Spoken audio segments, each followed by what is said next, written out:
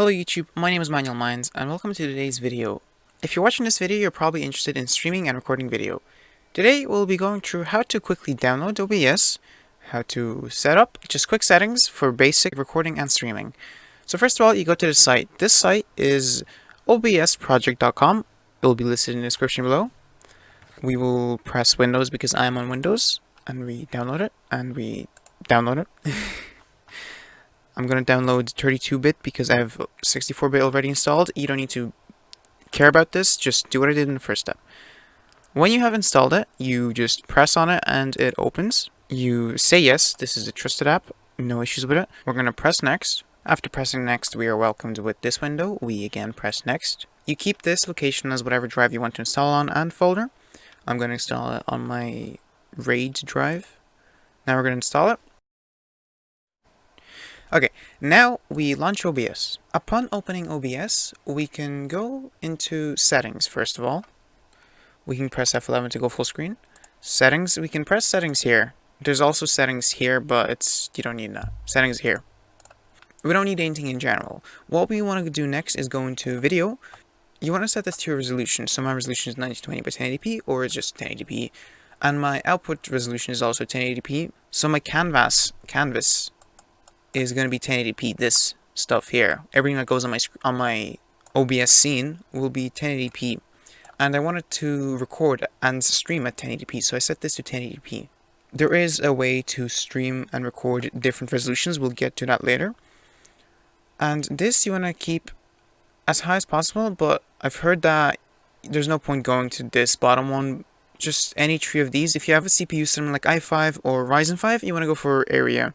You can also see later down the line if you can go for higher or if you need to go for lower. But my recommendation is Ryzen 5 and i5 CPUs go for area. Anything below that bilinear, and anything above go for bicubic. You can only have 1 FPS for streaming and recording. You cannot change that. For now I'm keeping it at 30 because my Facecam is usually at 30 frames per second. Now what we want to do is go into audio, and we want to just select our devices for audio. So my desktop audio is usually this one. This thing is my new audio device for now. And I don't have a second desktop or anything, so we're just leaving this like this. A mic, my main microphone is this. We'll go through more advanced audio settings in part 2, but this is all you need for now. For today we're going to go through simple modes of streaming and recording. Again, advanced mode will be for part 2 of this series. For streaming bitrate, what you want to do is you want to go to Google Chrome. You want to type in speedtest.net. This will be in the description. You want to hit go, and you just want to see your speeds. That way you'll be able to determine how much bitrate can you have. We're not interested in download speed because we're going to be uploading because we're streaming. So you're uploading to the servers of Twitch or YouTube. Once you have your upload speed, you want to take a look at it, and this is in megabits per second. We're going to be inputting our value in kilobits per second. Basically, multiply this number by 1000, and that gives you 1900. So theoretically, we can have maximum of 1900 bitrate, but that's useless. Unless you're going for 4K, you wouldn't need that much bitrate. So 1080p 60 FPS, you would want 6000 kilobits per second. 1080p 30 FPS, you want 4500 per second. This is the maximum. If you have anything like 10 and above, you can use any of these. You can go for 1080p 60 FPS, it doesn't matter. But if you have 5, if your number is 5, then you should consider streaming at 1080p 30 FPS and anything below that. Let's say you have 2 megabits per second. It doesn't mean you can't stream at 720p 30 FPS because you need 3000. Even though you have 2000, which is 2, you can still stream at 2 or even 1500. It doesn't really matter. It would look slightly worse if you were to stream at the recommended bitrate. However, in the past I have streamed at very low bitrates because my internet connection wasn't great. And to be honest, it was fine. It wasn't too great, but it wasn't too bad. And YouTube also has a website with all the recommended bitrate settings. You can find them in the description again. So here we have 1080p, this is 30 FPS I presume. And you should range from 2000 to 6000, and if you're at 60 FPS from 4500 to 9000. And you can find more encoder settings. These I will leave for now. I will explain what to do step by step right now, what you need to do, and this is just all extra stuff. We don't need that for now. So personally, I have a really good connection, and I want to stream to Twitch at 1080p 30 FPS. So I'm going to look at Twitch again. I'm going to see that 1080p 30 FPS is 4500 kilobits per second. So now I can go into OBS, in settings, in output. I can input in OBS, I will enter 4500 and that is my bitrate set. The encoder, if you have an NVIDIA graphics card and if it's any GTX or RTX cards, you would want to go for hardware. This will use more of your GPU rather than your CPU. Unless your GPU is already performing at its peak performance, you want to go for hardware. This is only for NVIDIA graphics cards. Audio bitrate, you can just leave that as is. For recording, you can select the file location where you want your videos to be saved. There is a button to show you where your saved recordings are. For recording quality, I have it set to high quality, medium file size. So all my videos are set to this. High quality will do the job, but you can also do same as stream. I think this is to do with bitrate settings also. For recording format, I have selected MKV. We're going to use MKV because MKV supports multiple tracks and it will also not crash if suddenly interrupted and not allowed to finish the recording. An encoder, I also want to select NVNC here. NVIDIA encoder. We are done in the output tab. For streaming, we want to go to the streaming tab now. In streaming, we want to set up the stream.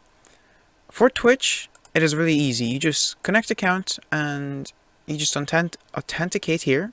You log in with your username and password and you will have a chat window. So this is my chat window for Twitch. You will have one of these. You can also drag it. You can also drag this chat window anywhere in OBS. You can drag it here, here, or here.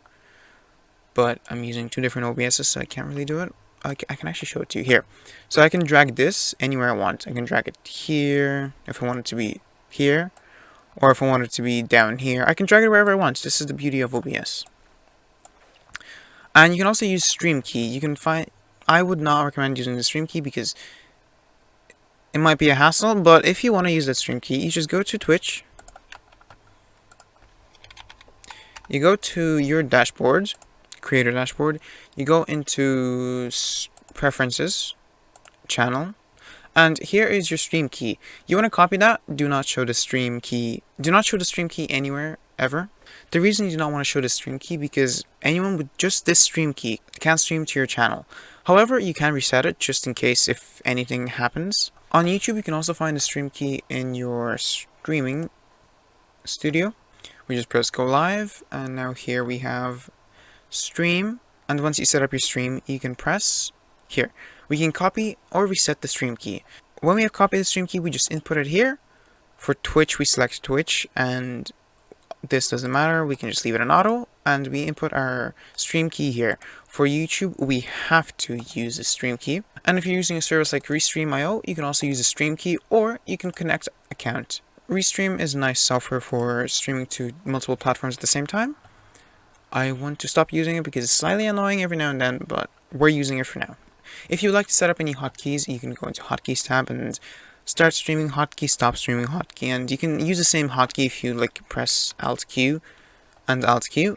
Alt Q will start and stop the recording. So if you press Alt Q when the recording is stopped, it will start recording. Well, this is actually streaming. It will start streaming, and then if you're streaming and you press Alt Q, it will stop streaming. You can also do this for almost anything in OBS. You can show your camera, you can hide your camera, you can do this for anything. You can mute your mic, you can unmute your mic, your desktop audio, yeah. Now that we are done with settings, we just press OK or apply. And here is OBS. So we have our scenes here. These scenes are like full projects. We can put stuff here, and inside of this project, we can create different things. In order to add an actual source, they're called sources, your actual video. In order to add a source, or what's actually going to be seen on your screen, you can press this plus, or you can right click here, hover over add, select game capture, and we're going to name this Kingdom New Lands. And now here we want to select capture specific window, and here we can select Kingdom, yes, here, Kingdom. And now we can press OK. Now we can go into the game, and we can see, usually you want to go into the game just to make sure that it's actually capturing. Usually you need to go into the game to actually start seeing the footage here. If you want to add a Facecam, you just press the plus, you press video capture device, and right now I don't have a camera plugged in, but we can use the OBS virtual camera. I'll explain what the OBS virtual camera is in the next video. To crop your sources, you can press Alt on your keyboard and you can just drag the edges. So for example, if your face is an OBS logo, you just want to do this and you just want to have your face cam, here we go. That's all you need to know. If you want to just capture your display, if you have many displays, or if you have a display that you just want to capture fully, you just press Add Display and we're going to capture our other OBS window. And now we are capturing our second display. You can also select or deselect to capture your cursor or not. You can do this whenever you want in any source. If you want to remove a source, you just press delete on your keyboard and enter, or you can right click and you can press remove and enter, or you can also select it and press this minus. You can also make quick changes to your sources in this bar. So I can quickly select display 1, or if I want to go back to display 2, I can do this. It is a really nice new feature of OBS. I honestly really like this new feature. And you can add new scene. And for example, this is just our Facecam scene. So we're going to add video capture device. Press OK. OK. And now here we have a full Facecam scene. We can just switch between them. Now, say for example, you want to add your video capture device to a new scene. And you want to just have the same camera. So what you want to do is you want to add video capture device. And you can press this add existing button. And you can add the existing camera from another scene. You can add the same source from another scene. So now we have the same camera here. If we make any changes in the properties of here, so if we set this to custom, we set it to resolution of 1280 by 720, we go into our other scene and we can see that it is now set to also 1280 by 720p. This is a really cool thing to do if you want to quickly change one thing in all of your like face cams or game captures. We also have a window capture, so we can press plus, we can press window capture. So if you have a window which isn't the game or isn't on a display, you just want that specific window, you just press window capture, and then we're going to capture a calculator because why not. Here's our calculator. We can make it bigger and then we can crop it if we want to crop it. Hold Alt and drag down on an edge, and now we can record our calculator. So just to keep in mind, if you place something on top of this, it's not actually recording it. You have to add it as a source into here. We can also add images, videos, and browser sources. We'll be going through this in part 2. Something else you can do is you can go into File, you can show recordings. This way we won't have to look through folders to find a video. So now we're going to just quickly do a record test. So we're going to start recording, and oh look, we're recording, and look, there's actually a pause button. This is the first time I see it. And now we're going to unpause the recording, and now we're going to stop the recording. And now we don't want to look for the recording everywhere, so we just go into File, we go into show, we press show recordings, and we go scroll to the bottom, and here's our recording. And look, it's a recording. Yeah, we see our stuff. Now we can close it. And now it's in a weird format for some programs. So what we want to do now is we want to press File, press Remux Recordings, press the 3 dots, go to the very bottom or to top, it depends how you sort your files, and select the file. Now we can press Remux, and now it's remuxed. So now we can go again into File, Show Recordings, and at the very bottom or top, I don't know how your files are sorted, we have the MP4 file now. And this MP4 file is supported by basically all editing software. And one more thing to note, the streaming button is right here, and of course we're not set up, so it's not going to allow us to stream. The streaming button is here. We're going to go through virtual camera next video, we're going to go through studio mode next video, and exit is of course to exit OBS. I hope this video has been helpful for you. I wanted to make it short. I'm not sure if it will be very short or not. It's just about an hour, so it's going to be like 15 minutes. It's not too long, but it's not that short to be honest.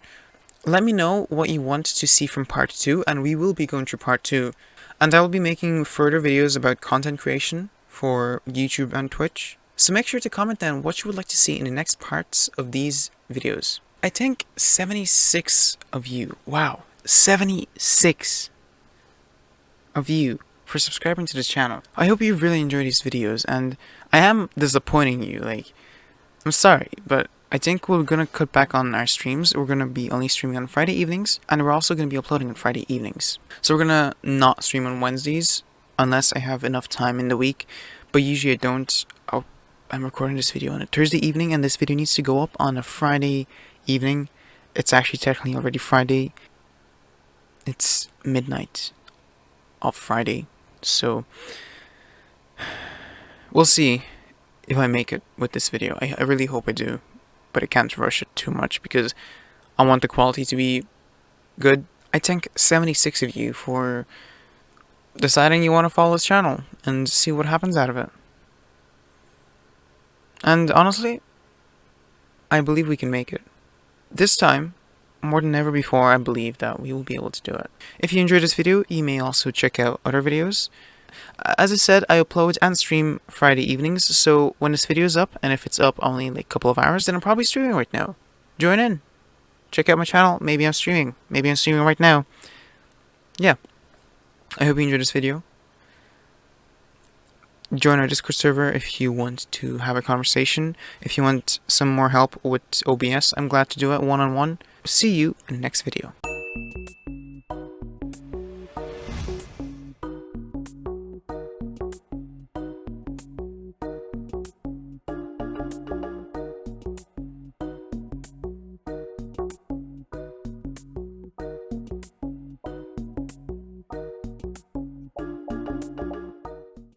Bye-bye.